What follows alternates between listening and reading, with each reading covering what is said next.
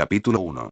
Hill ya llegaba tarde a la reunión cuando, sin quererlo, metió sus llaves dentro de la taza de café que estaba tomando mientras se acercaba a la puerta. Oyó un leve tintineo apagado cuando llegaron al fondo de la taza. Se paró en seco, mirando incrédula la taza humeante y, en ese preciso instante, el fajo de papeles que llevaba bajo el otro brazo se le cayó.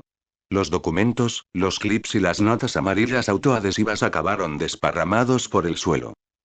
¡Oh, mierda! Echó un vistazo a su reloj y se dio la vuelta hacia la cocina, con la taza aún en la mano. Wesker había convocado la reunión a las 19 horas en punto, lo que significaba que le quedaban 9 minutos para recorrer los 10 minutos de trayecto en coche, encontrar aparcamiento y poner su trasero en una de las sillas. La primera reunión oficial desde que los Stars habían entrado de lleno en el caso. Demonios, de hecho, su primera reunión oficial desde que había sido transferida a Raccoon City y, para colmo, iba a llegar tarde. La primera vez en años que me preocupa llegar puntual y la fastidio justo antes de salir de casa. Se acercó corriendo al fregadero, sintiéndose a la vez tensa y enfadada consigo misma por no estar lista antes. Era el caso, el puñetero caso. Había recogido las copias de su memorándum después del desayuno y había pasado todo el día revisando los informes, en busca de algún dato que los policías hubiesen pasado por alto, sintiéndose más y más frustrada a medida que pasaba el día y no lograba encontrar nada nuevo. Vació la taza y recogió las llaves húmedas y tibias del fondo del fregadero. Las secó contra la tela de sus vaqueros mientras se dirigía apresuradamente hacia la puerta. Se agachó para recoger los informes. Y se detuvo, mirando fijamente la fotografía que había acabado encima del montón. Pobres chicas, pobres niñas. Lentamente cogió la fotografía, aún a sabiendas de que no tenía tiempo, pero incapaz de separar la vista de las imágenes de sus rostros cubiertos de manchas de sangre. Sintió cómo se intensificaban los nudos de angustia que habían ido creciendo a lo largo del día, y durante unos instantes, lo único que pudo hacer fue respirar mientras se quedaba mirando fijamente la fotografía de la escena del crimen. Becky y Priscilla McG, de 9 y 7 años. Había pasado de largo aquella fotografía, diciéndose que no había nada nuevo que ver, que no necesitaba mirarla. Pero eso no es cierto, ¿verdad? Puedes seguir engañándote, o puedes admitirlo ahora, todo es distinto. Todo es diferente desde el día en que ellas murieron. Hill se hallaba sometida a una gran tensión cuando llegó a Raccoon City por primera vez. No se sentía muy segura acerca de la idea del traslado, ni siquiera estaba muy segura de querer seguir perteneciendo al equipo de Stars. Era muy buena en su trabajo, pero solo había aceptado el empleo por la insistencia de Dick. Después de ser encarcelado, él había comenzado a presionarla para que trabajara en otra cosa. Había tardado bastante tiempo, pero su padre era muy persistente, y le había repetido una y otra vez que ya había bastante con un Valentine entre rejas, aunque también admitió que se había equivocado al educarla como lo hizo. Ella no tenía muchas opciones de trabajo con sus habilidades y su pasado, pero los Stars, al menos, apreciaban sus capacidades y no les importaban dónde ni cómo las había aprendido. El salario era bastante bueno, existía cierto grado de riesgo del que ella había acabado disfrutando. Si reflexionaba sobre ello, el cambio de carrera había sido sorprendentemente fácil. Aquello hacía feliz a Dick, y a ella le daba la oportunidad de ver cómo vivía el resto de la gente. Sin embargo, el cambio de vida había resultado más duro de lo que ella había pensado al principio. Se había sentido realmente sola por primera vez desde que Dick ingresó en prisión, y trabajar para la ley le había empezado a parecer un chiste irónico. Ella, la hija de Dick Valentine, trabajando para la verdad, la justicia y el estilo de vida estadounidense. Su ascenso a miembro del equipo Alpha, una pequeña y agradable casa en las afueras. Todo aquello era una locura, y había estado pensando muy seriamente en salir pitando de la ciudad, abandonarlo todo y volver a convertirse en lo que había sido. Hasta que aquellas dos chiquillas que vivían al otro lado de la calle aparecieron en su puerta y le preguntaron con lágrimas en los ojos si de verdad era policía. Sus padres estaban en el trabajo, y ellas no podían encontrar a su perro. Becky con su uniforme verde de la escuela, la pequeña Pris con su mono enterizo. Las dos llorando, tímidas. El cachorro estaba dando vueltas por el jardín de un vecino a un par de casas de distancia. No había sido difícil encontrarlo, y ella había logrado con la misma facilidad dos amiguitas. Las hermanas se habían acostumbrado inmediatamente a Hill, y siempre aparecían después de clase para llevarle desastrados ramos de flores. Jugaban en su patio durante los fines de semana mientras cantaban incansablemente las canciones que habían aprendido en las películas o en los dibujos animados. No es que las niñas hubiesen acabado milagrosamente con la soledad de Hill, pero, al menos, la idea de marcharse se había quedado en la trastienda de su mente durante una temporada. Por primera vez en los 23 años de su vida, había comenzado a sentirse parte de la comunidad en la que vivía y trabajaba, y el cambio había sido tan sutil y gradual que apenas se dio cuenta de él. 6 semanas antes, Becky y Pris se habían alejado del lugar donde celebraban una merienda campestre familiar en Victory Park. Y se habían convertido en las dos primeras víctimas de los psicópatas que habían aterrorizado a la ciudad desde entonces. La fotografía tembló ligeramente en su mano y no le dijo nada nuevo. Becky estaba tumbada de espaldas, con los ojos abiertos y vacíos mirando fijamente el cielo, con un enorme agujero desgarrado en su abdomen. Pris estaba a su lado, con los brazos extendidos y sus delgadas extremidades desgarradas. Ambas chicas habían sido destripadas y habían muerto a causa de la brutal agresión que habían sufrido, antes de desangrarse. Si habían tenido tiempo de gritar, nadie las había oído. Ya basta. Han muerto, pero tú puedes hacer algo para compensarlo. Hill metió precipitadamente los papeles en la carpeta y salió de su casa. Inspiró profundamente varias veces el tibio aire de la tarde. El aroma del césped recién cortado inundaba todo el vecindario. Un perro ladraba en algún lugar de la calle, un poco más abajo, mezclado con el sonido de la risa de los niños. Se apresuró a llegar hasta el pequeño y abollado automóvil gris que estaba aparcado delante de su casa y se obligó en silencio a no mirar hacia la casa de los MCGE mientras ponía en marcha el coche y se alejaba del lugar. Hill atravesó las amplias calles del vecindario de las afueras con la ventanilla bajada y pisando a fondo el acelerador, pero siempre atenta a los posibles niños o mascotas que estuviesen jugando en la calle. Tampoco es que hubiera demasiados por los alrededores.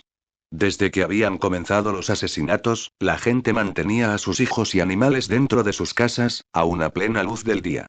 El pequeño automóvil se sacudió cuando aceleró por el carril que daba a la autopista 22. La brisa seca y cálida azotaba su largo cabello y lo mantenía alejado del rostro. Se sentía bien, como si se estuviese despertando de un mal sueño. Recorrió a buena velocidad la carretera bajo el sol de la tarde, que arrojaba la larga sombra de los árboles sobre el asfalto. Ya fuese por pura causalidad o por capricho del destino, lo que estaba ocurriendo en Raccoon City la había afectado. No podía seguir actuando como si simplemente fuese una ladrona hastiada que intentaba mantenerse fuera de la cárcel y que procuraba comportarse bien para tener contento a su padre. Ni tampoco pensar que lo que estaban a punto de hacer los Stars era una misión más. Era importante. A ella le importaba que aquellas niñas estuviesen muertas y que sus asesinos todavía estuviesen libres para cometer otro crimen. Los extremos de las hojas de los informes sobre las víctimas aleteaban en el asiento del acompañante. Quizás eran 9 fantasmas inquietos, y Becky y Priscilla MCG estaban entre ellos. Puso su mano derecha sobre la hoja superior, y detuvo aquel movimiento suave. Luego juró en silencio que no importaba lo que le costase, ella encontraría a los responsables. No importaba lo que ella había sido en el pasado. No importaba lo que sería en el futuro. Había cambiado. Y no descansaría hasta que los asesinos de aquellas inocentes niñas hubieran sido castigados por sus crímenes. Hola, Chris. Chris le dio la espalda a la máquina de refrescos y vio a Forrester Speyer cruzando la sala vacía a grandes zancadas, con una ancha sonrisa en su rostro moreno y juvenil.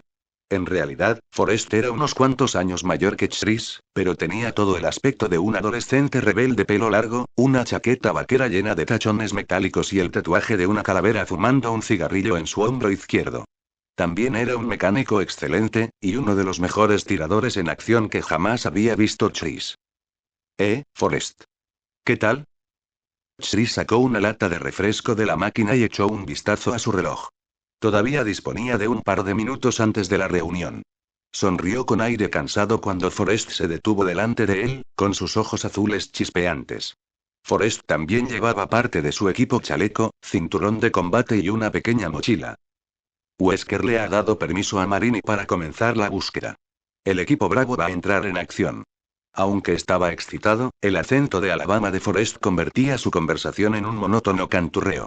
Dejó caer el equipo que llevaba en una de las sillas para invitados, todo ello sin dejar de sonreír por un instante. Chris lo miró cenudo. ¿Cuándo? Ahora mismo. En cuanto ponga en marcha unos cuantos minutos el helicóptero, Forrest se colocó el chaleco de Kevlar 1 sobre la camiseta mientras hablaba.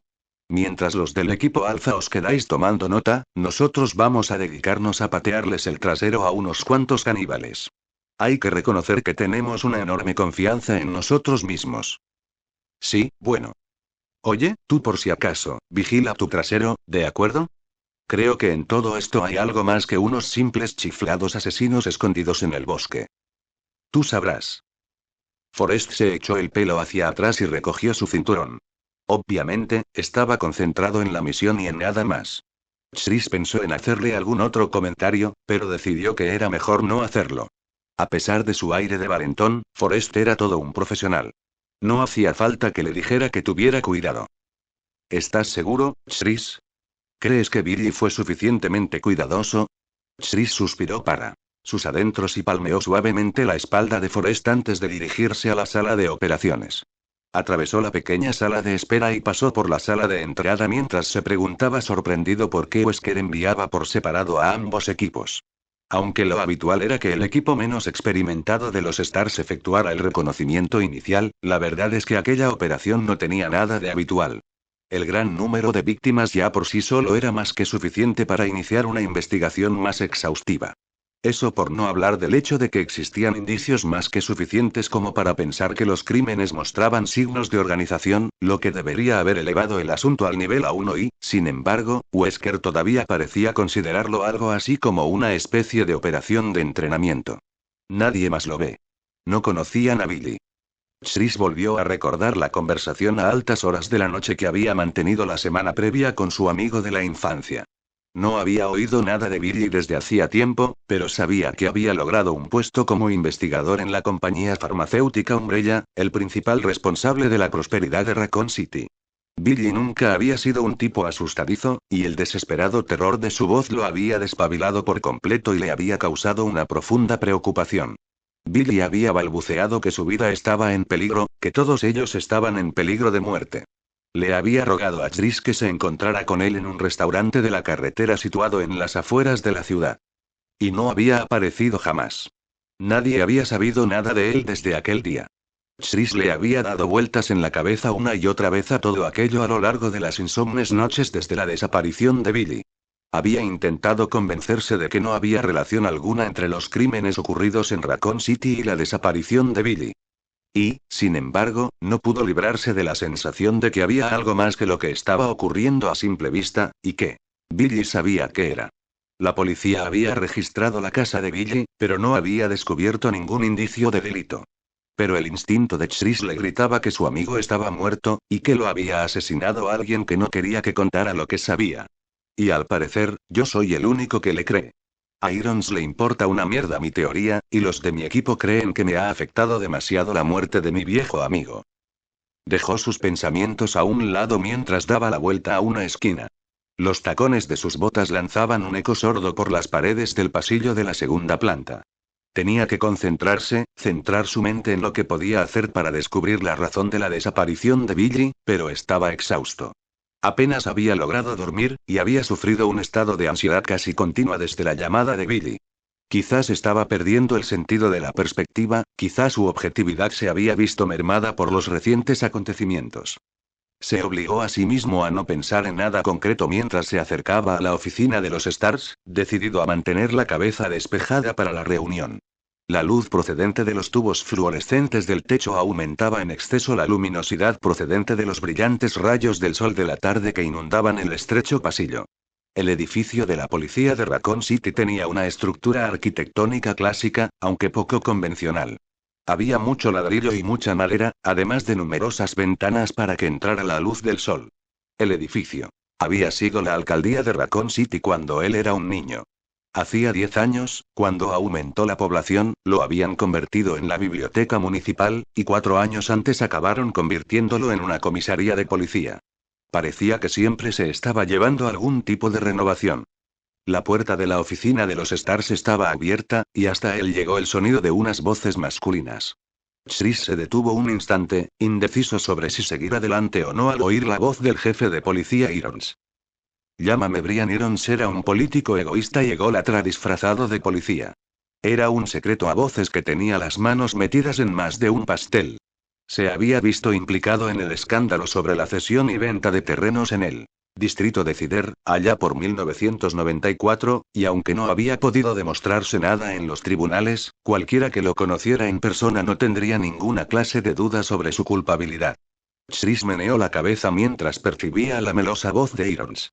Parecía increíble que durante una temporada dirigiera la sección de los Stars en Raccoon City, aunque solo fuera como un chupatintas. Era más difícil de creer que el hecho de que acabaría algún día como alcalde de aquella ciudad.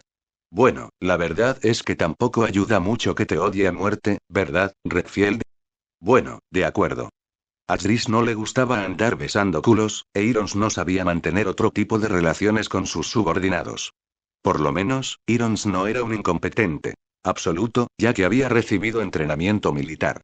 Chris puso su mejor cara de circunstancias y entró en la pequeña y atestada estancia que servía como centro de operaciones y oficina. Barry y Joseph estaban sentados en la mesa común. Hablaban en voz baja mientras revisaban una caja llena de papeles. Brad Vickers, el piloto del equipo Alpha, bebía café al mismo tiempo que mantenía la mirada fija en la pantalla del ordenador, con una expresión amargada en el rostro. Al otro lado de la estancia se encontraba el capitán Wesker, recostado sobre su silla, con una sonrisa fija en su cara mientras escuchaba al jefe Irons. El policía apoyaba su corpulento cuerpo sobre el escritorio de Wesker, a la vez que se acariciaba el bigote con los dedos de una mano. Así que le dije: vas a escribir lo que te digo, Bertoluzzi, y te va a gustar, o no vas a recibir ni un solo comunicado de prensa más de esta oficina. Y va el tipo y me dice: Chris, dijo Wesker interrumpiendo a Irons al mismo tiempo que se echaba hacia adelante en su silla. Me alegro de que hayas llegado. Parece que por fin vamos a dejar de perder el tiempo. Irons le lanzó una mirada furibunda, pero Chris mantuvo la misma expresión en su rostro. Wesker tampoco pareció darle demasiada importancia al enfado de Irons, ni mostró ningún esfuerzo superior al de ser simplemente educado con él. Y, por el brillo de su mirada, tampoco parecía importarle mucho que Irons lo supiera. Chris atravesó la oficina y se quedó en pie al lado del escritorio que compartía con Ken Sullivan, uno de los miembros del equipo Bravo. Puesto que en la mayoría de las ocasiones ambos equipos trabajaban en turnos diferentes, tampoco necesitaban demasiado espacio. Dejó la lata de refresco sin abrir encima de la mesa y se giró para mirar a Wesker. ¿Vas a enviar el equipo Bravo? El capitán le devolvió la mirada, impertérrito y con los brazos cruzados sobre el pecho. Es el procedimiento habitual, Chris. Chris se sentó con el entrecejo fruncido. Sí, ya lo sé, pero con todo lo que habíamos hablado durante la última semana, pensé que quizás. Irons lo interrumpió. Yo di la orden, Redfield. Sé que piensas que existe algún tipo de trama secreta en todo esto, pero yo no veo ninguna razón para cambiar el sistema habitual. Cretino santurrón. Chris se obligó a sí mismo a mostrarle una sonrisa, a sabiendas de que aquello irritaría a Irons. Por supuesto, señor. No tiene por qué darme explicaciones. Irons se quedó mirándolo unos instantes, entrecerrando los ojos, pero finalmente dejó pasar el comentario y se giró hacia Wesker. Espero un informe en cuanto regrese el equipo Bravo. Y ahora, si me disculpa, capitán. Wesker se limitó a asentir. Jefe. Irons pasó al lado de Chris y salió de la estancia. Había pasado menos de un minuto desde su marcha cuando Barry comenzó el choteo. ¿Creéis que el jefe Irons ha logrado cagar hoy? Lo digo porque quizá debería poner cada uno algo de dinero para comprarle unos cuantos laxantes estas navidades. Joseph y Brad soltaron unas cuantas carcajadas, pero Chris no logró unirse a la alegría general. Un tipo como Irons era un chiste con patas, pero su manejo de la investigación no era nada divertido. Debería haber llamado a los Stars desde el mismísimo comienzo, y no limitarse a permitirles ser un apoyo. Volvió a mirar a Wesker. Era difícil adivinar lo que pensaba un hombre que mostraba siempre la misma expresión. Había llegado procedente de Nueva York unos cuantos meses atrás, y había tomado el mando de los Stars de Raccoon City. En todo aquel tiempo, Chris no había logrado adivinar apenas nada sobre su carácter. El nuevo capitán parecía ser todo lo que su reputación había prometido: tranquilo, profesional y eficaz. Sin embargo, mantenía las distancias con el resto del equipo, como si a veces tuviera la cabeza en otro sitio y no en lo que se estaba hablando. Wesker suspiró y se puso en pie. Lo siento, Chris. Sé que querías que el plan fuese de otra manera, sin embargo Irons no hizo demasiado caso a tus sospechas. Chris asintió lentamente. Es posible que Wesker hubiera efectuado algunas sugerencias, pero el único con la capacidad para subir el nivel de gravedad de una misión era Irons. No es culpa tuya. Barry se acercó hasta ellos rascándose su pelirroja barba con los dedos de una mano enorme. Barry Burton solo medía 1,80 m, pero tenía la robustez de un camión. Su única pasión, aparte de su familia y de su colección de armas, era el levantamiento de pesas, y los resultados de su afición eran claramente visibles. No te preocupes, Chris. Marini nos llamará en el mismo instante que haya el mínimo problema. Irons solo está tratando de molestarte. Chris asintió de nuevo, pero seguía sin gustarle ni un pelo. Por todos los. Enrico Marini y Forrest Speyer eran los únicos soldados de verdad en el equipo Bravo. Ken Sullivan era un buen explorador y un excelente químico, pero, a pesar del entrenamiento que había recibido en los Stars, era incapaz de acertarle a la pared de un granero. Richard Aiken era un experto de primera clase en comunicaciones, pero también carecía de experiencia de campo. Para rematar el equipo Bravo, estaba Rebecca Chambers, quien solo llevaba 3 semanas con los Stars, y era, supuestamente, una especie de genio de la medicina. Chris había hablado con ella un par de veces, y desde luego parecía muy inteligente, pero solo era una adolescente. No es suficiente. Puede que ni siquiera todos nosotros al mismo tiempo fuéramos suficientes en esta misión. Abrió su lata de refresco, pero no bebió. Se quedó pensativo, preguntándose contra qué se iban a enfrentar los Stars, recordando la desesperada súplica en la voz de Billy, y sus palabras resonaron una vez más en su mente. Van a matarme, Chris. Van a matar a todo aquel que sepa algo. Nos vemos en la cafetería de Emmy, ahora mismo. Te lo contaré todo. Exhausto, Chris se quedó mirando al vacío, pensando que era el único que sabía que aquellos asesinatos solo eran la punta del iceberg. Barry se quedó en pie al lado del escritorio de Chris durante un minuto mientras pensaba en algo más que decir, pero su compañero no tenía aspecto de querer conversar. Barry se encogió de hombros y regresó a la mesa donde él y Joseph estaban revisando los informes. Chris era un buen tipo, pero a veces se tomaba las cosas demasiado a pecho. Se le pasaría en cuanto fuese su turno para ponerse en acción. ¡Demonios, qué calor hacía!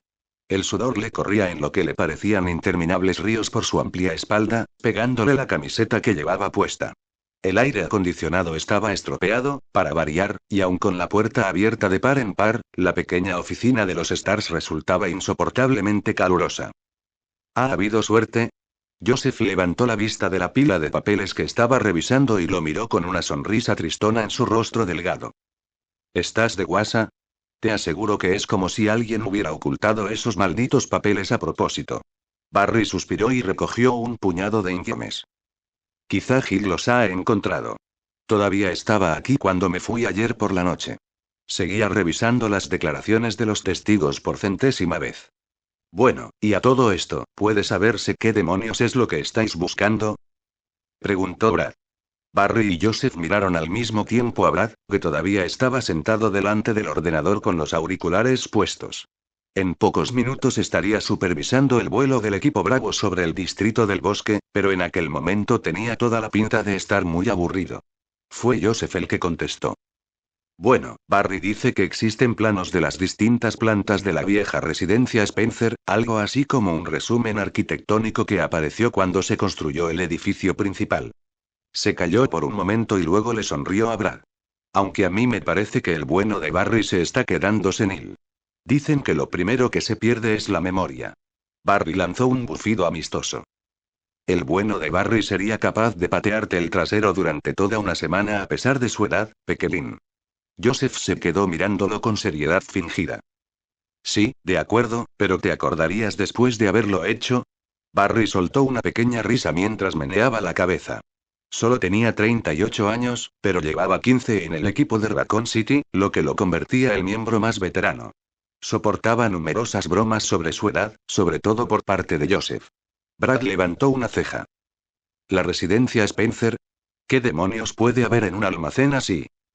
Chicos, tendríais que aprender un poco de historia, reprendió Barry. Fue diseñada por el gran y único George Trevor, justo antes de desaparecer de la faz de la Tierra. Era aquel famoso arquitecto que construyó todos aquellos rascacielos en Washington capital. De hecho, se rumorea que puede que la desaparición de Trevor fuese la razón por la que Spencer cerró la mansión. Se dice que Trevor se volvió loco durante la construcción del lugar, y que cuando acabó, se perdió y vagabundeó por los salones y por los pasillos hasta que murió de hambre. Brad lanzó un bufido de desprecio, pero se removió inquieto en su silla. Menudo montón de mierda. Nunca he oído algo igual. Joseph le guiñó un ojo a Barry. No, de veras. Es cierto. Ahora su torturado espíritu vaga por la mansión todas las noches, pálido y enjuto, y he oído decir que a veces se le oye hablar, y que dice algo así como: traedme a Vickers. Traedme a Brad Vickers. Brad se ruborizó lentamente. Sí, sí. Ja, ja. Eres todo un humorista, Frost. Barry sonrió mientras volvía a menear la cabeza, pero se preguntó de nuevo cómo era posible que Brad hubiese llegado hasta el equipo Alpha. Era, sin duda, el mejor pirata informático que había ingresado en las filas de los Stars, y era bastante buen piloto, pero no tanto cuando se encontraba sometido a una fuerte tensión. Joseph solía llamarlo Brad, el gallina cuando no estaba presente, y aunque generalmente los miembros de los Stars solían apoyarse los unos a los otros, en este caso nadie discutía la valoración personal de Joseph. ¿Y por eso Spencer cerró la mansión? Preguntó Brad a Barry, con las mejillas todavía encendidas. Barry se encogió de hombros. Lo dudo mucho. Se supone que iba a ser una especie de casa de invitados para los ejecutivos más importantes de Umbrella. La verdad es que Trevor realmente desapareció justo cuando terminaron las obras de construcción, pero Spencer ya estaba loco desde mucho antes. Decidió trasladar las oficinas principales de Umbrella a Europa, no recuerdo exactamente dónde, y se limitó a cerrar la mansión. Probablemente un par de millones de dólares se fue directamente a la basura.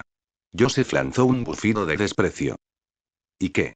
Como si Umbrella fuese a sufrir mucho por algo así. Aquello era cierto. Es posible que Spencer estuviese completamente majara, pero disponía del dinero y de los conocimientos financieros suficientes para contratar a la gente adecuada.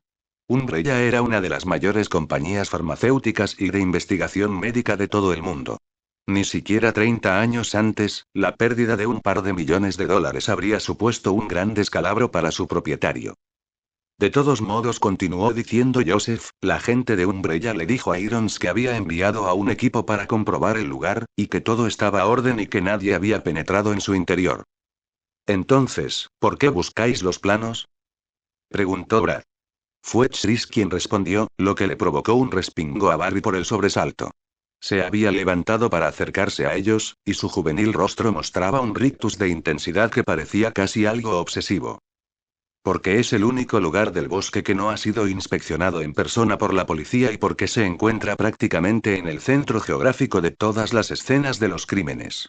Y porque no siempre puedes fiarte de lo que te dice la gente. Brad frunció el entrecejo. Pero si los de Umbrella dicen que ya han enviado a los suyos. Sea cual fuese la respuesta que tenía preparada Chris, fue interrumpida por la suave voz de Wesker, que se alzó desde el centro de la habitación. Muy bien, gente. Puesto que parece que la señorita Valentine no tiene previsto reunirse con nosotros, ¿por qué no empezamos ya? Barry se acercó a su mesa. Empezó a preocuparse por Chris por primera vez desde que todo aquel asunto había comenzado. Lo había reclutado para los Stars hacía ya unos cuantos años gracias a un encuentro casual en una armería de la localidad. Chris había demostrado ser una incorporación valiosa al equipo, un joven inteligente y planificador, además de un tirador de primera y un piloto muy capacitado. Pero ahora. Barry miró con cariño la fotografía de Katy y de sus hijas que tenía sobre la mesa. La obsesión que sentía Chris por resolver los crímenes de Raccoon City era más que comprensible, sobre todo después de que su amigo desapareciera sin dejar rastro. Ninguno de los habitantes de la ciudad quería que se produjera otro crimen semejante. Barry tenía una familia, y estaba tan decidido como cualquier otro miembro del equipo a acabar con los asesinos, pero las sospechas de Chris habían llegado demasiado lejos. ¿Qué quería decir con eso de no siempre puedes fiarte de lo que te dice la gente? O bien que Umbrella mentía, o bien que el jefe Irons estaba. Aquello era ridículo. La fábrica y los edificios administrativos de Umbrella situados en las afueras de Raccoon City proporcionaban 3/4 partes de los empleos de la ciudad. Sería contraproducente para ellos mentir. Además, la integridad de Umbrella era tan sólida como la de cualquier otra gran corporación. Es posible que participara en casos de espionaje industrial, pero el robo de secretos médicos estaba muy lejos de ser un asesinato. Y, en cuanto al jefe Irons, puede que fuese un gordo y escurridizo aprendiz de politicucho, pero no era del tipo de funcionarios que se arriesgaba más allá de aceptar fondos ilegales para sus campañas. Por Dios santo, el tipo quería llegar a ser alcalde. La mirada de Barry se quedó clavada en la foto de su familia unos instantes más, antes de que diera la vuelta a la silla para situarse de frente a la mesa de Wesker. De repente, se dio cuenta de que quería con todas sus fuerzas que Chris estuviera equivocado. Fuera lo que fuese que estaba pasando en Raccoon City, aquella clase de feroz brutalidad no podía ser planeada. ¿Y eso significaba qué? Barry no sabía qué significaba. Suspiró y esperó a que comenzara la reunión.